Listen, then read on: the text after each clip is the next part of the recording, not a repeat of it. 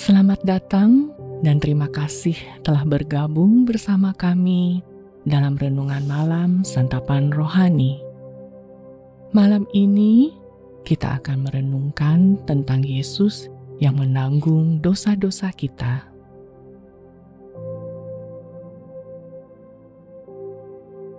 Sebelum kita memulai, tenangkanlah hati Anda dengan menarik nafas dalam-dalam. Buatlah diri Anda senyaman mungkin. Tinggalkanlah sejenak hiruk-pikuk hari ini agar tubuh Anda dapat rileks. Mari, datanglah sebagaimana Anda apa adanya untuk mendengar firman Allah. Inilah saatnya untuk tenang di hadapan Tuhan, sehingga Ia dapat memenuhi Anda dengan hadirat-Nya dan kasih-Nya yang tak terbatas.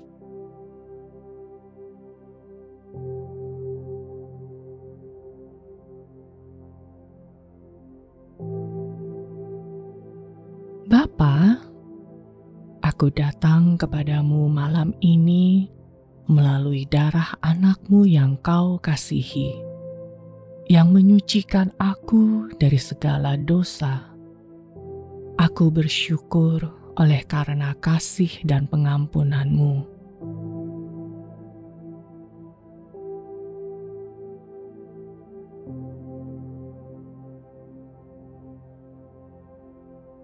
Paulus menulis dalam Filemon 1 ayat 10-12 dan ayat 17-18. Aku mengajukan permintaan kepadamu mengenai anakku yang kudapat selagi aku dalam penjara, yakni Onesimus. Dahulu memang ia tidak berguna bagimu, tetapi sekarang sangat berguna baik bagimu maupun bagiku. Dia kusuruh kembali kepadamu, dia yaitu buah hatiku. Kalau engkau menganggap aku temanmu seiman, terimalah dia seperti aku sendiri. Dan kalau dia sudah merugikan engkau ataupun berhutang padamu, tanggungkanlah semuanya itu kepadaku.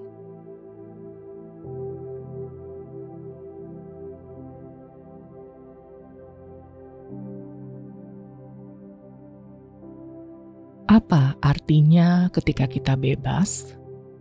Apakah itu sesuatu yang Anda rasakan atau sesuatu yang masih Anda rindukan? Onesimus adalah seorang budak yang kabur dari tuannya Filemon, mungkin karena mencuri. Namun, ia belumlah bebas. Ia tak menemukan kebebasan sampai ia bertemu Rasul Paulus dalam penjara yang mengajarinya tentang Injil. Onesimus menjadi seorang penolong dan teman yang begitu berharga, dan Paulus sangat mengasihinya. Tetap saja, Onesimus dan Filemon harus diperdamaikan. Dan Paulus tahu caranya. Ia menulis kepada Filemon, "Terimalah dia seperti engkau menerima aku. Apapun utangnya kepadamu, akan kubayar." Inilah yang dilakukan Yesus kepada kita. Kita semua gagal di mata Allah, sehingga kita semua berutang begitu besar kepadanya. Begitu besar hingga tak terbayar. Sekalipun kita dapat menghidupi setiap momen dengan sempurna, tetap tak akan terbayarkan hutang kita. Namun, Kristus membebaskan kita dari semuanya. Bayangkan diri Anda diterima dan bebas di hadapan Allah malam ini, karena Yesus berdiri di hadapan Anda dan berkata, "Tanggungkanlah semuanya padaku."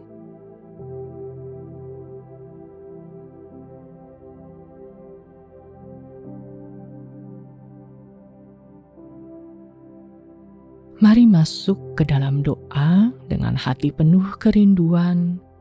Lemaskanlah tubuh Anda dengan nafas yang panjang dan perlahan. Hadirat Allah adalah tempat tenang dan damai. Lakukanlah itu dan buat tubuh Anda rileks. Fokuskan hati Anda kepada hadirat Tuhan yang berjanji mendengar setiap kata di bibir dan hati kita.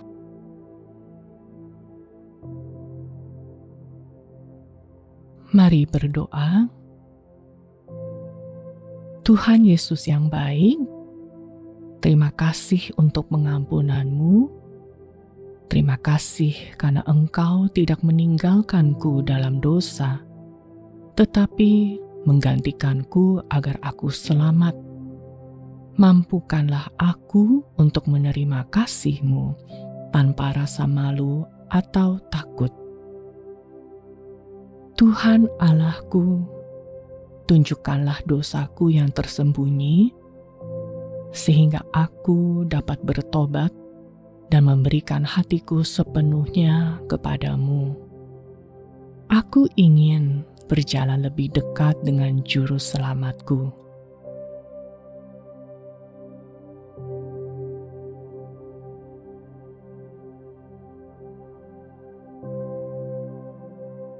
Kolose 2 ayat 13-15 terjemahan bahasa Indonesia sehari-hari berkata, Allah sudah mengampuni segala dosa kita dan membatalkan surat hutang terhadap kita yang mengancam kita dengan syarat-syarat yang berat. Dengan menyalibkan surat itu pada kayu salib, Allah menghapuskan semua dakwaan terhadap kita. Pada salib itu, Kristus membuat segala roh-roh yang memerintah dan berkuasa menjadi tidak berdaya lagi.